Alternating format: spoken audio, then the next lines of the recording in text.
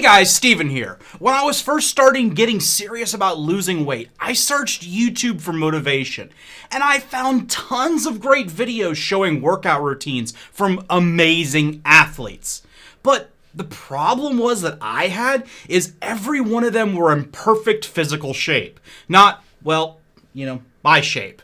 This led me to a lot of self-doubt and thoughts of, I can't do this. Look at him. He was probably born that way. Yada, yada, yada.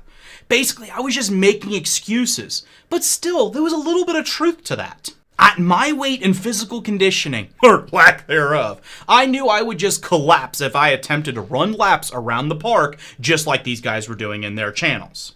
But after a brief conversation with a few of my friends, I learned quickly that you don't have to do these extreme workouts to get healthy results. About a month before launching this channel, I started my weight loss journey, and I'm currently down about 10 pounds. You probably don't notice it, but trust me, it's there.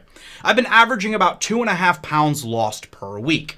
Now, of course, as I mentioned in the last video, this journey should not be measured by the amount of weight lost on a day-to-day basis and fretting over every single pound up or down. No, the overall trend over multiple months is what is key. Now, what did I do to start losing this weight? Well, to start, I cut out the fast food. We'll see that in next week's video showing how I cut out the cravings for some amazing Hardee's breakfasts. And then I started to walk. The problem for me is, I hate the heat and bugs and, basically everything to do with summertime. So walking outside was pretty much a non-starter for me. So instead of outdoor walking, I started walking around my house. At first, it was about 30 minutes each evening after dinner. I would start in the kitchen and I'd walk over to the living room. And then I'd go over to my front home office and then I'd do back. I would keep doing this loop over and over and over and over again. Well, you get the point. The first few nights, my dogs were just staring at me, wondering what the heck this human was doing and why he was walking around in circles over and over and over again. They must have thought I'd gone crazy or something. Now a month later, honestly, they don't even bat an eye and they just lay in the corner like good, lazy dogs that they are. I was also very sore after my first few walks. My back was just not accustomed to standing and walking for 30 minutes. Now, while I'm no doctor, and this is definitely not medical advice, for me, 800 milligrams of ibuprofen and 650 milligrams of acetaminophen did the trick. Now, after about a week, I no longer had any of this pain, and I was increasing my walks to about 45 minutes per day, and adding a little bit more fun to it. Living alone, I'm able to crank up the music and jump around without anyone knowing what an idiot I look like. This really helped to pass the time and could be a lot of fun.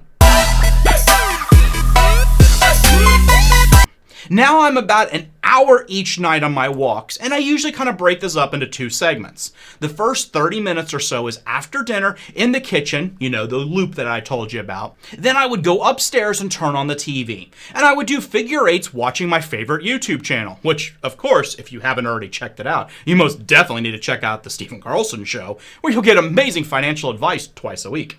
Anyways, with this in mind, I was able to do a lot of walking inside, but it does have some limitations. For example, if you have a family that lives in the house, it can be really awkward as you just walk in circles around them. You can try to get them involved. It could be a lot of fun for both of you.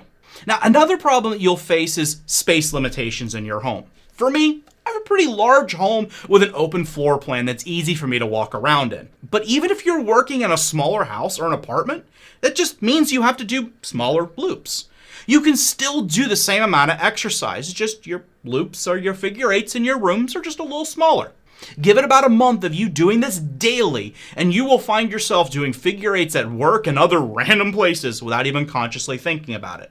For example, today I was on the phone at home working on a real estate investment deal, and without even thinking about it, I was doing a figure eight path through my kitchen and my living room. But that's not really a bad thing. It's just extra exercise and you're not even thinking about it. Either way, it is a great habit to build, and it will lead to lifelong better health and fitness in the long term. Now, maybe you're just kind of a little weird and you like the heat of the summer or whatever, and you want to go out for walks. Don't worry, I still got you covered. Now, thankfully for me, the weather is starting to change here in Virginia, and the mornings are a little bit more pleasant outside in the high 60s. Taking walks around a local park and enjoying nature can be so relaxing while getting in your daily steps. And remember, there's no shame in taking a break if you need to.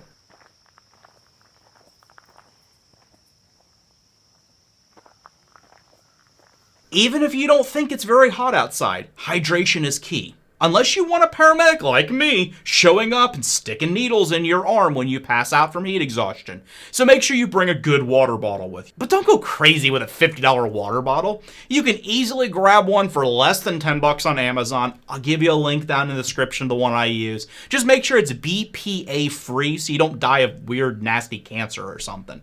Also, don't forget deodorant, because ain't nobody want to smell your funk when you walk by. Just don't make the same mistake I did and leave Amazon's auto subscribe and save on for multiple months in a row, because you'll end up with a lifetime supply of it like I have. Now, either way, indoors or outdoors, the key is to get started today. If your time is short and you could only put in maybe 15 minutes a day on the weekdays, and then maybe you can squeeze a little bit more on the weekends, that's fine. Do whatever works for you and your schedule, with a goal of averaging about 30 minutes per day at a minimum. Now, by now, your workout clothes should have arrived from Amazon. So now is the time for us to start our first walk together.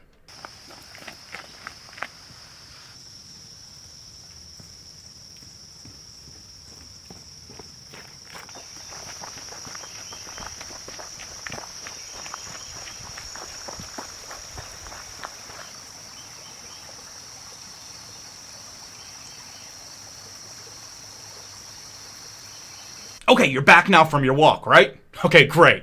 Now why don't you comment down below and tell me how far you walked and if you went outside or if you decided to stick with the indoors. I really hope this video helped to get you started on your very first walk.